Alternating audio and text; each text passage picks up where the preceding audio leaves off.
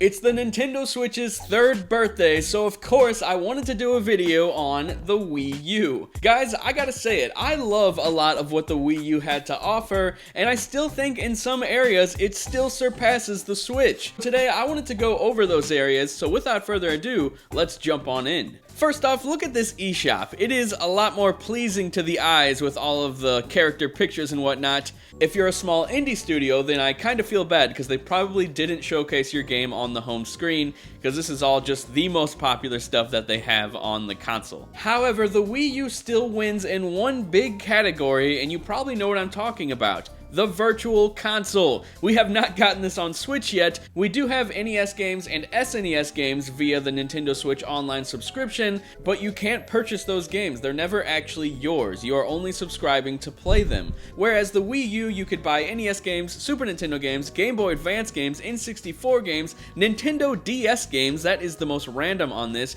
and Wii games, of course. Now, I think that is freaking awesome. They really did not need to put Nintendo DS games on the eShop. Like, I never would have seen that coming. First off, because they typically don't look very good blown up on a big screen. They are games that were meant for the smaller screen, so when you blow those textures up on a big screen, they look pretty rough. However, people always say just because you can do something doesn't mean you should. I disagree. If you can do something, then you should do it. And Nintendo put DS games on the Wii U, which is really awesome. And I decided, hell, I'm gonna jump into one of these and see what it's like playing on my big TV, how bad it could possibly look. Guys, I gotta say, this blown up on this big screen looks about as bad as I imagined it. However, when you're looking down at the Wii U gamepad, it doesn't look that bad. It actually looks pretty sharp. Okay, we are playing Mario Kart DS on the TV from the Wii U, and it's just as beautiful as I imagined it would be.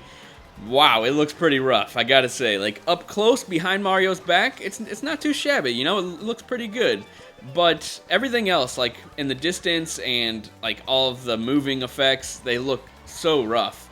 I personally wish they would have went a little further with this. They didn't put any of the Pokemon games on the Wii U gamepad. I would have loved to play like Black and White or Diamond and Pearl, those games. I would have loved to play them on my TV. One thing that Mario Kart DS got a lot of flack for was its snaking. So you can like literally do this the entire time, and you can just boost your car over and over. You just had to constantly do this.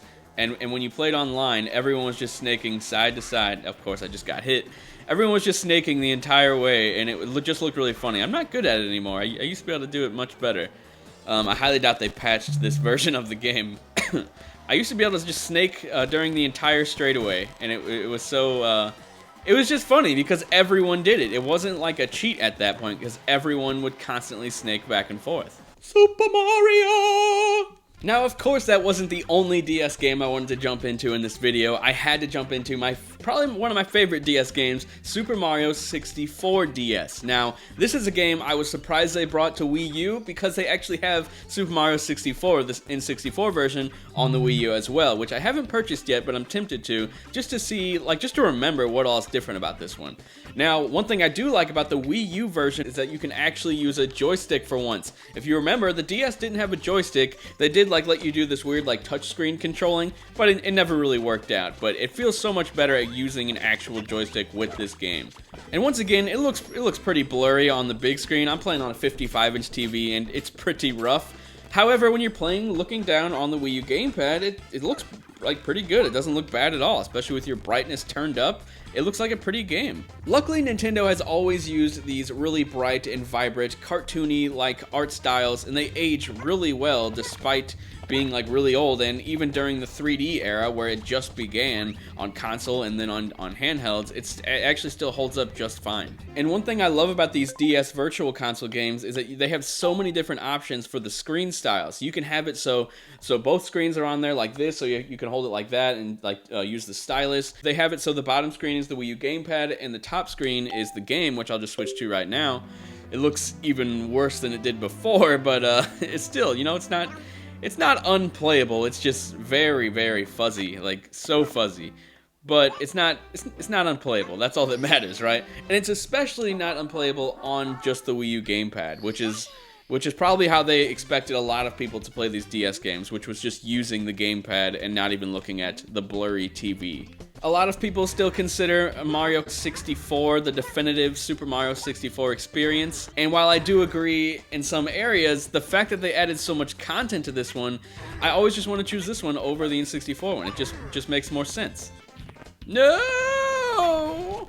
Now, of course, there are still a handful of Wii U games that never made it over to Nintendo Switch. We still got Super Mario 3D World, The Legend of Zelda The Wind Waker HD, along with Twilight Princess. A ton of the Virtual Console games aren't available on the Switch online subscription service. So the Wii U, in my opinion, still has a purpose in 2020. I still use it pretty often to play games like Super Mario 64. At the end of the day, I just think the Wii U still has a lot to offer, and I think Nintendo needs to just up their game when it comes to the subscription service, bring in N64 games, bring in GameCube games. That would be really awesome, and that'd be one area where the Wii U has nothing. Wii U has no GameCube games, and you can't play the discs backwards compatibility like you can with the Wii games on Wii U. So yeah, and that's another thing. It can play the entire Wii library. Like, the Wii U is still awesome. I don't care what anybody says. What do you think about the Wii U? Have you still been playing it in 2020? Because I've still been jumping into mine, and my son has been loving it. He finally just discovered the fact that he loves the Wii U recently, which I think is pretty funny.